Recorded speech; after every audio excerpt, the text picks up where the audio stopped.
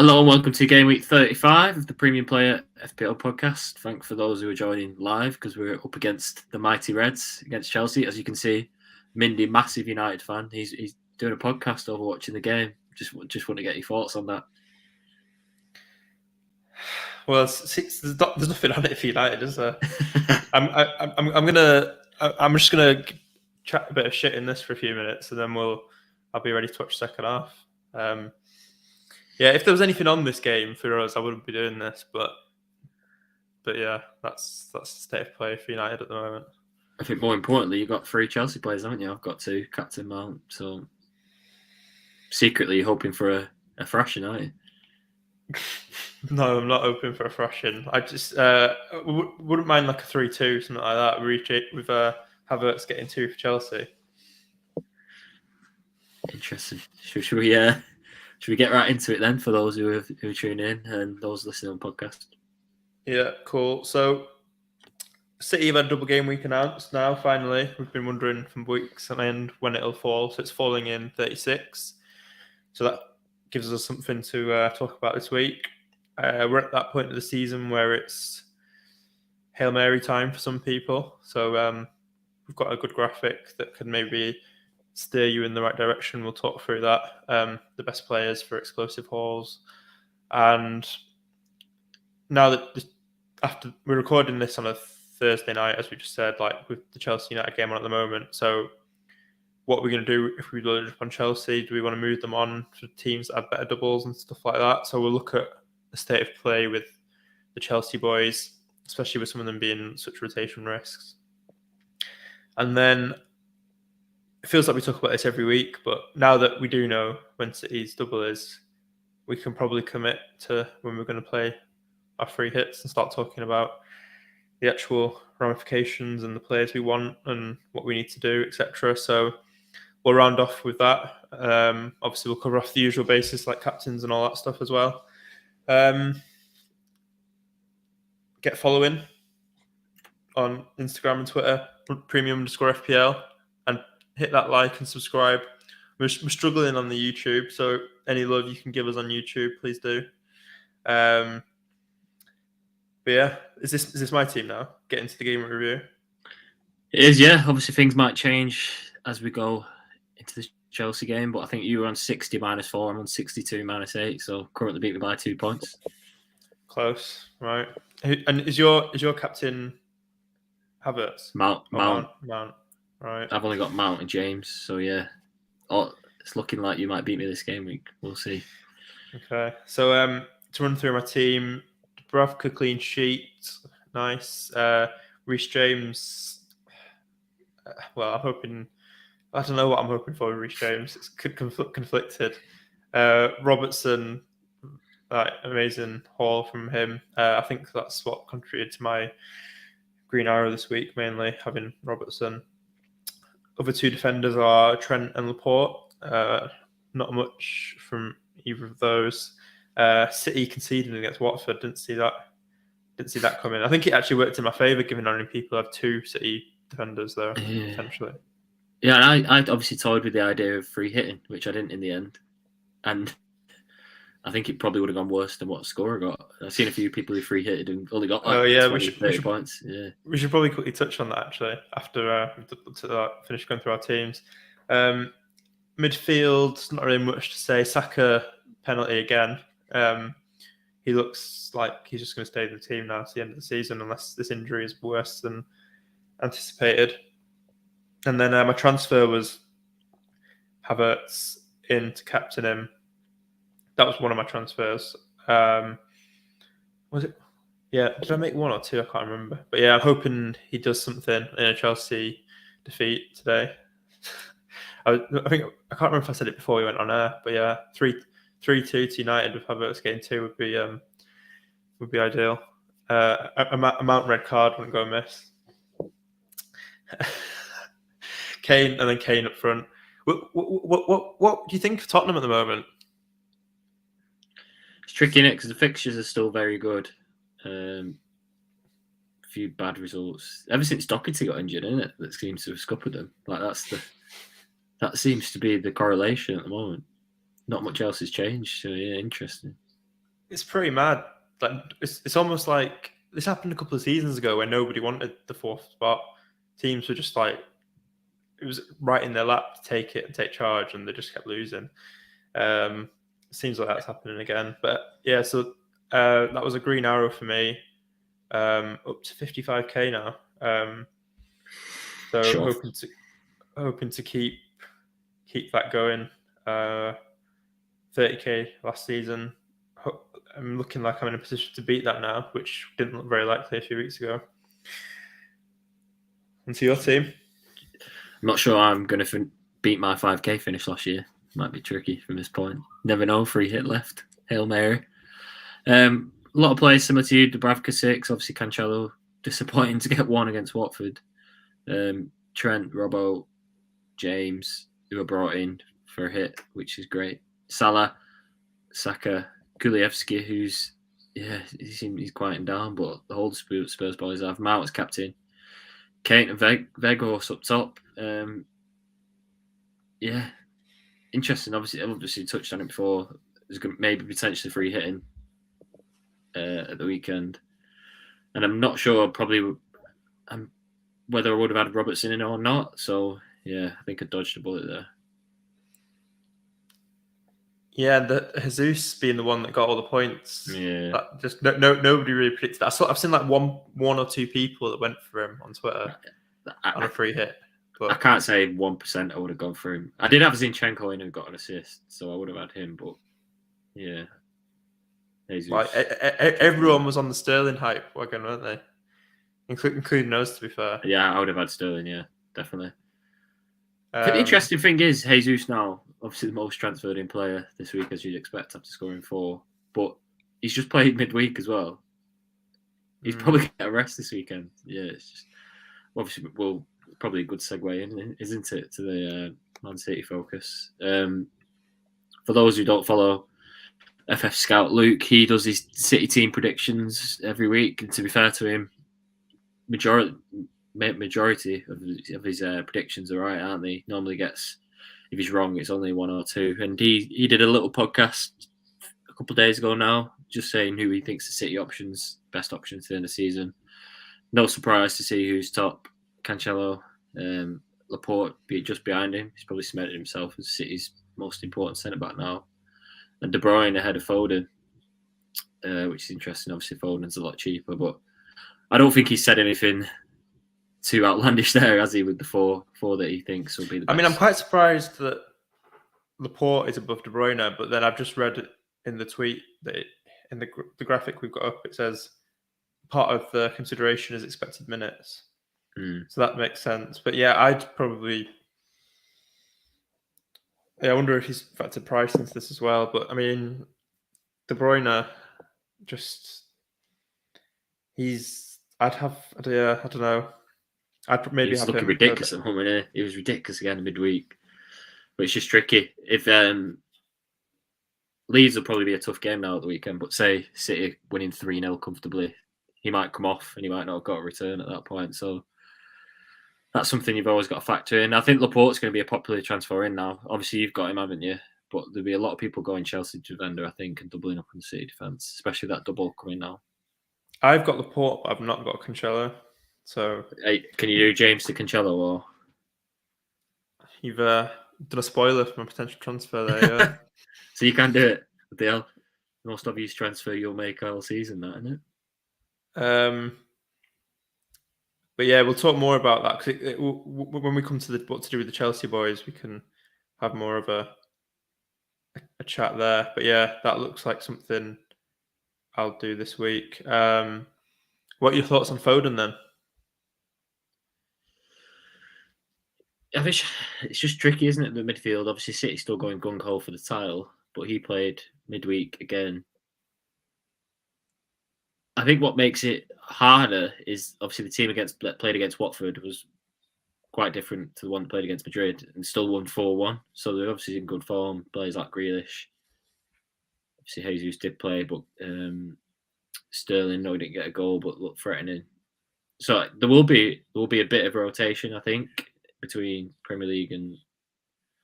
But then after the Madrid game, isn't there? there's a bit of a break till the final. So if we get there, so maybe we'll play his best team after that. Just saying, actually, I'm 0.1 off my transfers. There must have been some rises since I last looked. I feel really sorry for you. Yeah, I can see that shining through the screen there. Anything else to say about City? Not really. I just think two definitely need to get in now, don't you, for those fixtures? But 3, it's just 2. Would you like? What about in terms of the double? Like, forget Leeds for a second. For people that are free hitting in that double, what would you say are the best 3 to have in those two games? Newcastle and Wolves, isn't it? I mean, Champions League will be gone by then, won't it?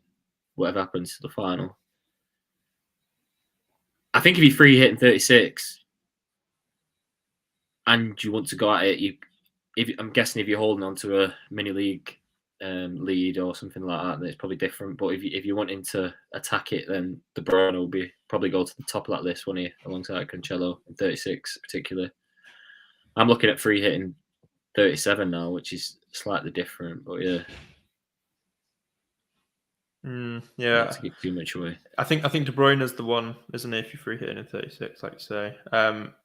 Would you go double defense, or would you go 1 defender and 2? I think double.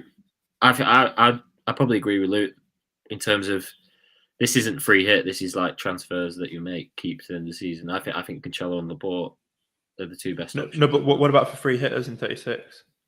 On free hit, I'd probably attack them. Yeah.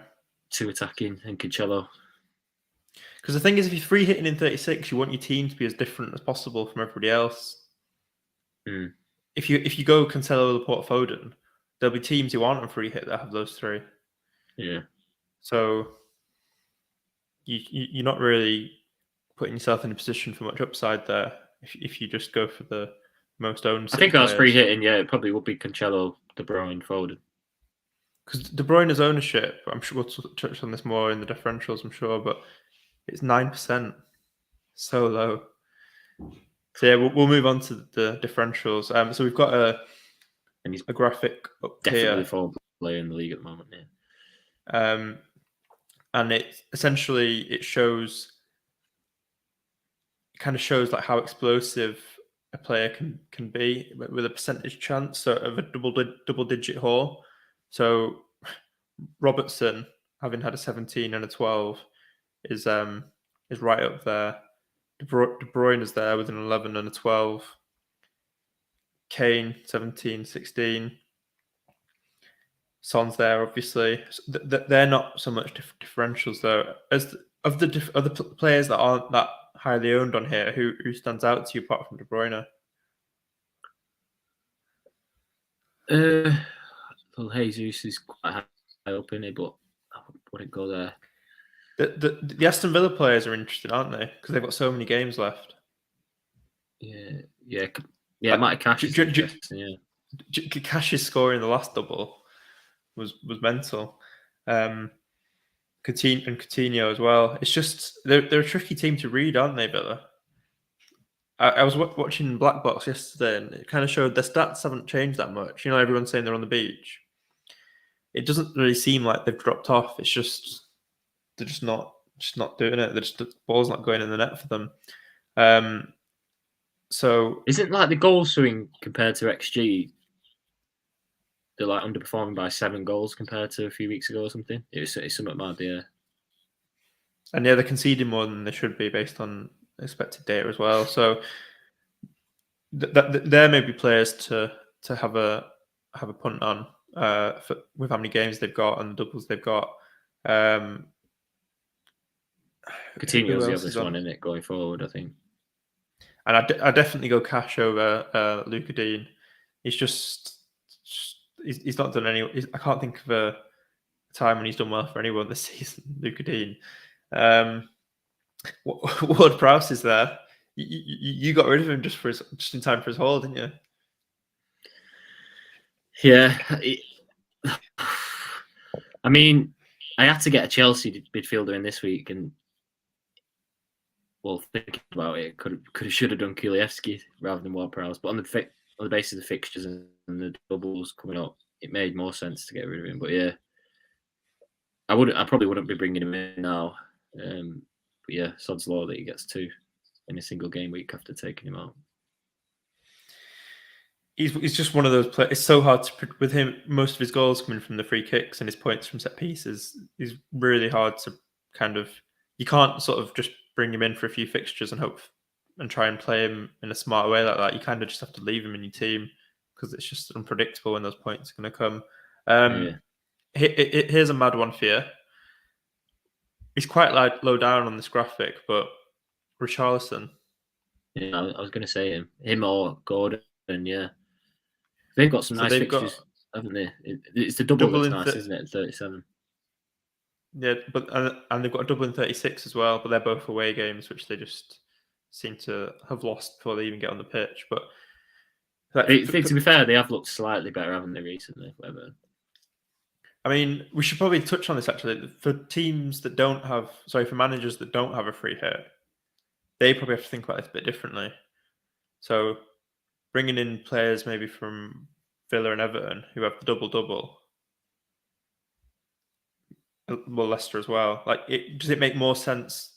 Would you do that over getting a seat? It's tricky then, isn't it? Because you kind of have to plan for. You don't have the same get out of jail card with the free hit that everyone else has. So you do maybe favour 1 or 2 players from Villa, Everton, and Leicester for the double-double. Yeah, I think it's easier if you're using that free hit chip in 37 in terms of when to get these in, because Aston Villa and Everton both have a good double in 37. I think it's trickier, isn't it, if you're free hitting in 36 or you don't have a free hit left, because they have players that you want in 37. So yeah, it's tricky when to get them in. Obviously, Villa play Norwich at the weekend, easiest fixture in the league. Yeah, so I think the fact that Villa don't have the whole Europe worry like Leicester do, and they don't have, and they've got Norwich this weekend. I think if you're trying to set yourself up well and you don't have a free hit, maybe getting in one of the Villa players this week is a decent shout, because you've got a player. Yeah, if he's not got a free hit, yeah, definitely. 6 fixtures left, and then it seems mad, but yeah, Richarlison, if you're really, really struggling, then you just want a mad differential, because he's on pens for Everton as well.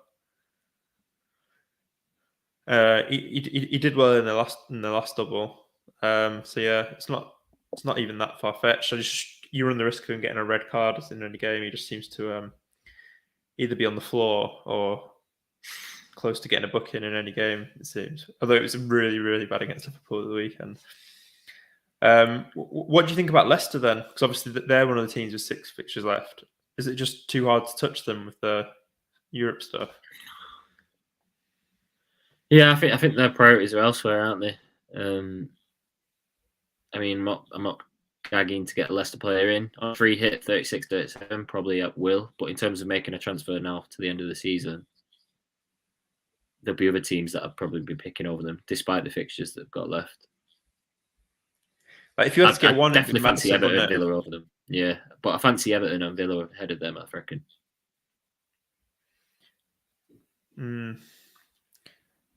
Yeah, it's just their Vardy's back now, and Maddison's definitely in their best team, but that kind of means he's not good for the Premier League because he's going to keep playing in Europe. So yeah, not sure what to do with Leicester.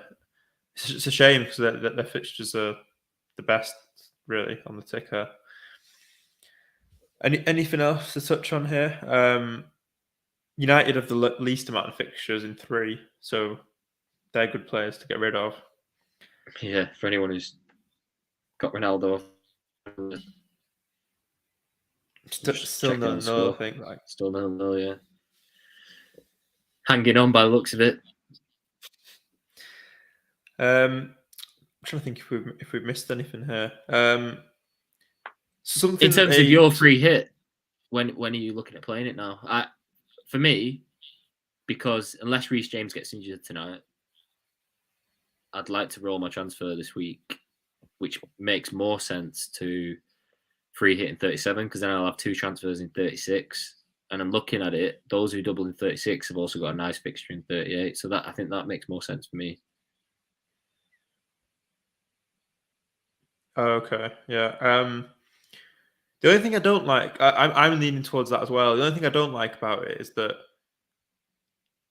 you're relying, like the success of your free hit in 37 relies on players from Aston Villa and Everton. Yeah. Whereas conceivably, Leicester too. the teams that bring in players like De Bruyne and captain him in 36 on a free hit, like it does seem quite appealing, that doesn't it? But overall, if you factor in the 38 as well, like you said, that's why I was obviously City's games now at 36. But if that was in 37, that would have made a real advantage to those with the free hit left, wouldn't it?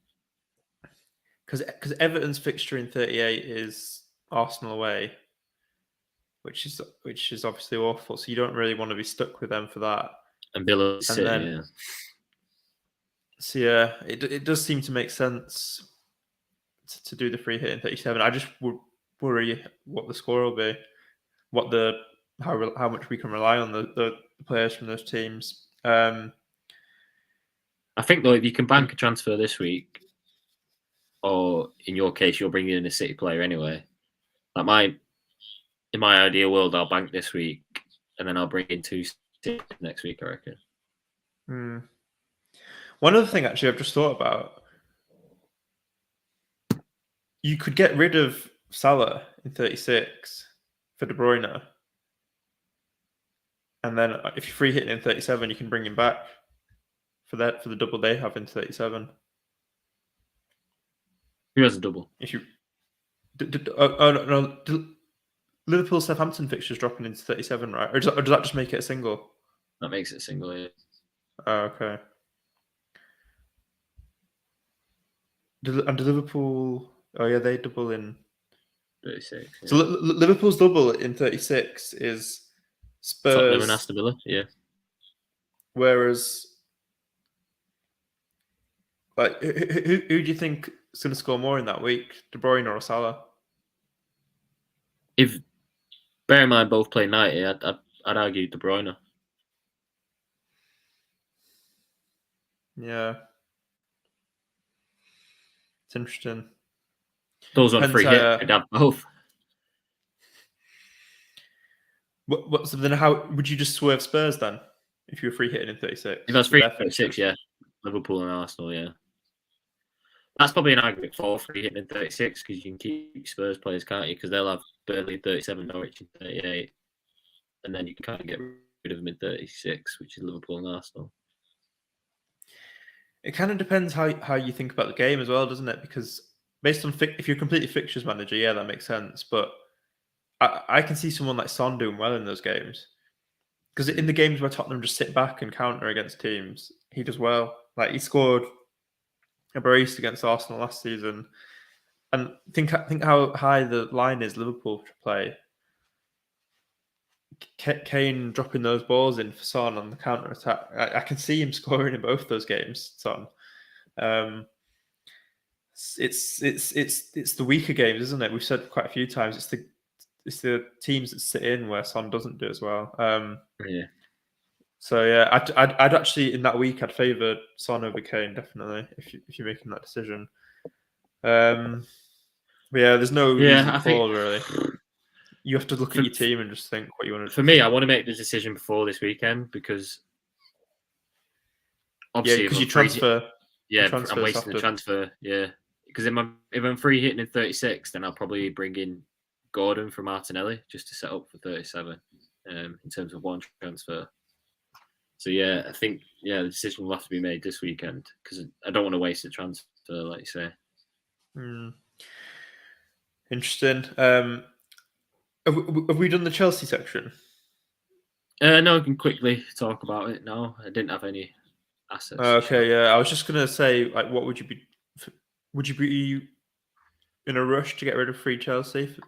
I kind of do want to get rid of Reece James. I mean, they've still got Wolves and Leeds, haven't they? 36. I know you said the Leeds game comes just before the cup final, doesn't it? So he might rest a few.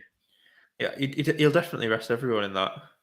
That's the most important game of this. Kepa will probably play, so Mendy's not even safe. Yeah. And then Reece James is just so unpredictable. Like, he's either playing at centre back or he's not playing now, which is the worst of both worlds. So I like what you were saying before. I think if you've got a way to do Reece James to Cancelo this week for free, that looks a really good move for teams that don't have Cancelo left, and you're free hitting in 37. It's quite annoying that I've somehow manoeuvred myself out of that.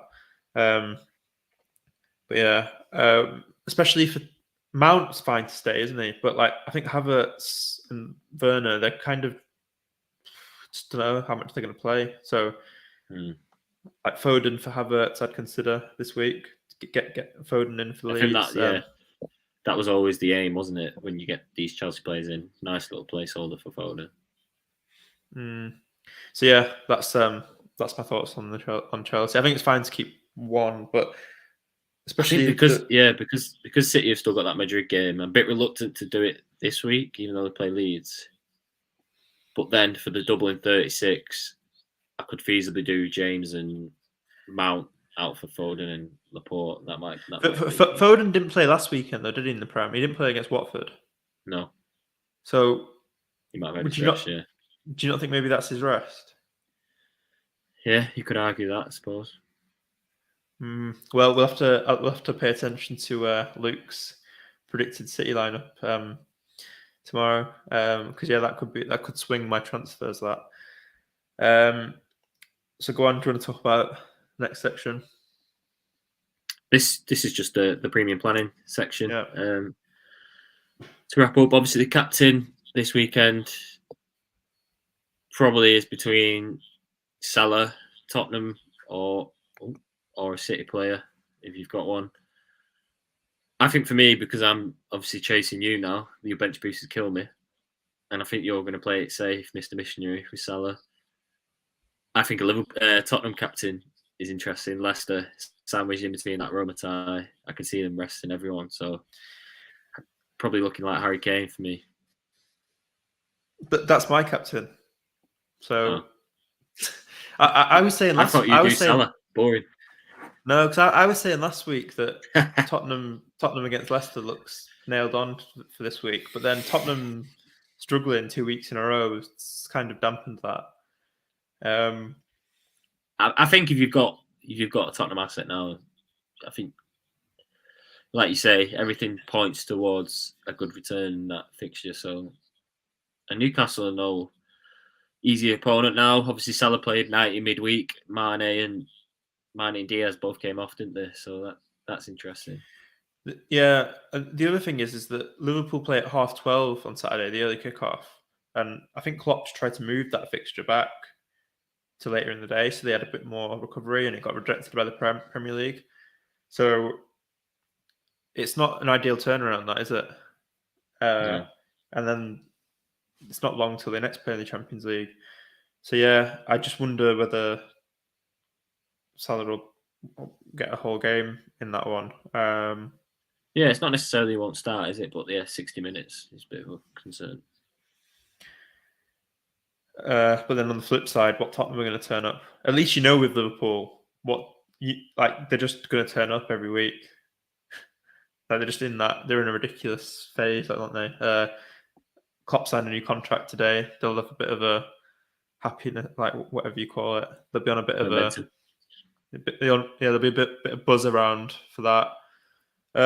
So yeah, I'm sort of 80-20 Kane over Salah, I think, is how I'd phrase it at the moment. Don't want to give too much away, seeing as you're trying to read me.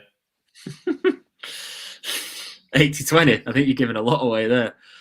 In terms of 36 captain, probably Salah, isn't it? For those who are not free hitting, for those who are free hitting, then De Bruyne comes to the top of the list. Would you agree with that? Yeah. I think if you're Not many feeling... games left to catch a bit of. I need to catch you at some point. I need to do something different. Well, do you remember at the end of last season? I think it was Mane that went on. He's been doing well recently anyway, but it was Mane that went on Obviously, playing centre forward now, isn't and he massively outscored Salah towards the end of last season, just in that little run towards the end. So I think what you've got to look at is like, I'm not talking about you specifically. I hope you don't find them. I mean, generally for the audience, you've got to look for that player that's just going to like hit that bubble of form towards the end of the season. Might be Mane again. I do think, as I was saying before, that there's potential for Son, given how Tottenham play in that 36 double. So for teams that have him and want to go for a differential to chase ground, I'd consider Son. The game state in those fixtures should suit him. So yeah, neither of us have really locked in what we want to do transfers wise. You're leaning towards rolling though, aren't you? Yeah, I think so. I think, it'll come down to whether we want a free hit 37 or 36. If it is going to be 37, then it makes sense for me to roll, I think. I mean, the most likely thing I will do is Havertz to Foden if it seems like Foden's going to start. If not, then I might just roll it like yourself and adopt the same strategy in terms of having 2 free transfers for 36 and then free hit in 37. Interesting. Hopefully, we've answered a few questions there, although we've not really danced around the issue, haven't we? We've both like 90% committed to free hitting in 37. Yeah, and we've explained our reasons for that. We said why Salah is maybe a bit of a poor captain. Well, not poor, but maybe this is a week not to be boring. I feel like we've given some stuff out. Whether it works is another question. As ever, any criticism, send it Mindy's way. At Callum Lambert on Twitter. But yeah, we'll catch you next week for more of the same. Nice one. Come on, Chelsea.